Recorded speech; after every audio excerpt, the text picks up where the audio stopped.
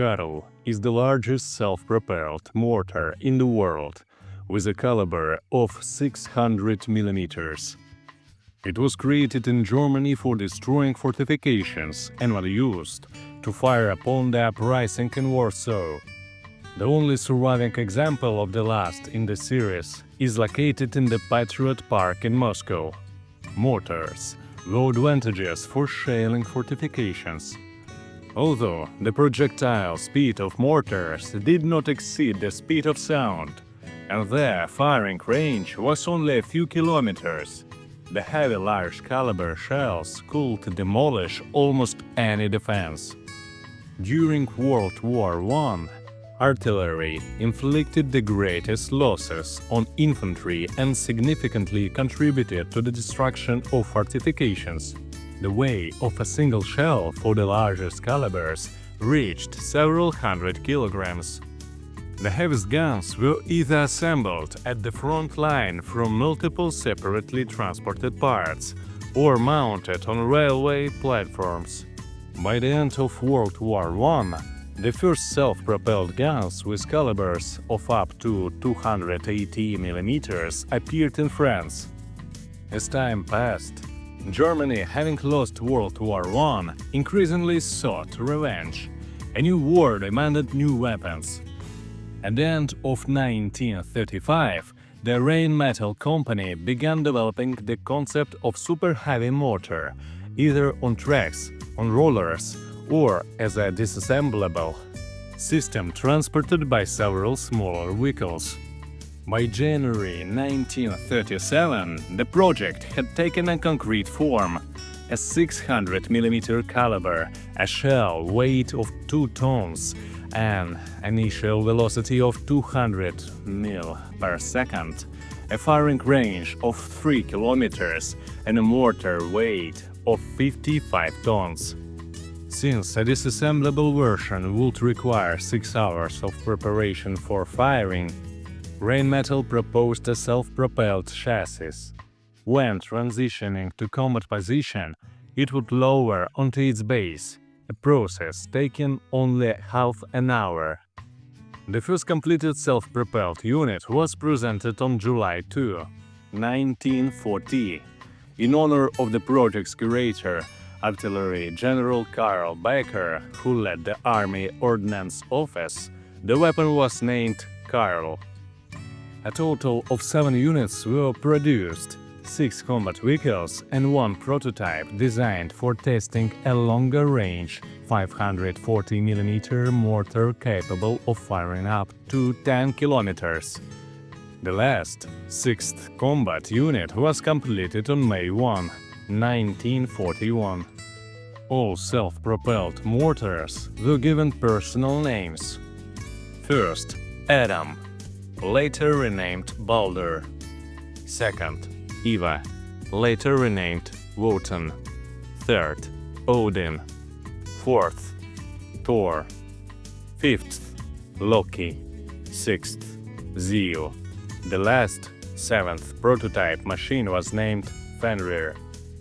The mortar was truly massive, over 11 meters in length and more than 4 meters in height. Karl weighed 124 tons. Despite its enormous caliber of 600 mm, the barrel length was only 5,068 mm, just twice the length of the mortar shaft itself. The barrel elevation angle reached 60 degrees, making it a classic mortar, a very short barrel, but an extremely powerful shell with a steep trajectory. Horizontally, the barrel could turn within only a 4-degree sector.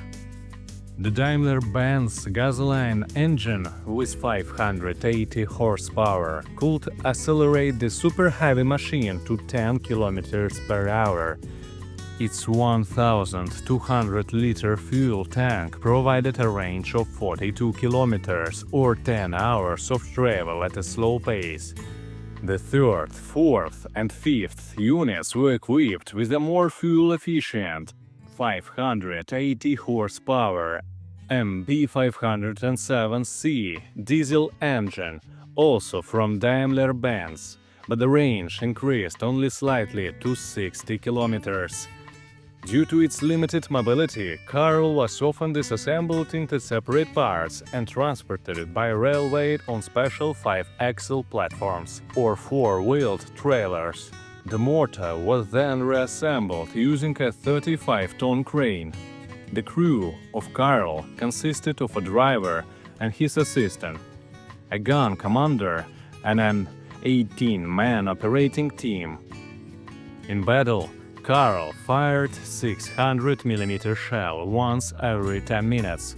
The first shell type for the mortar was a heavy concrete piercing shell, 2.5 meters long, taller than an average person, weighing 2,170 kilograms, with 280 kilograms of explosive inside. Its range was 2,840 to 4,320 meters, meaning that in artillery terms, the mortar had to be positioned almost point-blank to the target. A lighter concrete piercing shell, introduced in 1942, weighed 1,700 kilograms, carried 220 kilograms of explosives, and had a range of up to 6,640 meters. The Karl shells, on direct impact, could penetrate over 2.5 meters of reinforced concrete. The first two self-propelled units were built on a tracked chassis with 8 double-road wheels per side, based on operational experience. The remaining 5 mortars, including the prototype, were upgraded to 11-road wheels per side, without rubber tires. The irony of fate: Germany captured the fortifications of Czechoslovakia almost without a fight, then Poland, Belgium, and France, long before the super-heavy mortars reached combat readiness. In other words, this wonder weapon became almost unnecessary. Almost, because on June 22, 1941, the mortars were finally deployed in battle. Adam and Eva provided fire support for the advance of the 95th Infantry Division near Rava Ruska, while Odin and Thor opened fire on the Brest fortress. The fortress, built in the 19th century, was not considered impregnable, but it was expected that the explosions of super-heavy shells would have the desired psychological effect. However, the Karl's debut was a rare failure. The Adam mortar fired only 4 shells, while Eva never even reached the battlefield. Its tracks slipped off on the way. According to the 4th Corps report from June 23, Adam and Eva were no longer needed at Rava Ruska and were already out of action. The mortars at Brest lasted only slightly longer. The 4th shell fired by Thor got stuck in the bridge, and Odin jammed on its 5th round. It was only by evening that both guns could be unloaded.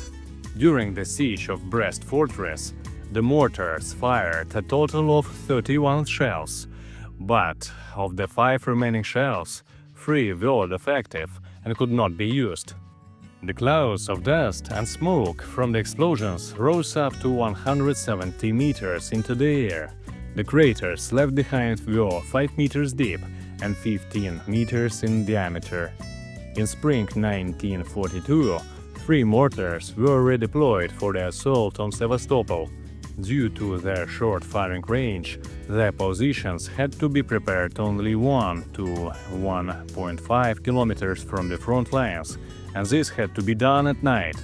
To conceal the giant weapons, 1,500 cubic meters of soil had to be excavated. Against Sevastopol's defenses, the 3 mortars fired 197 shells, so many that additional ammunition had to be delivered.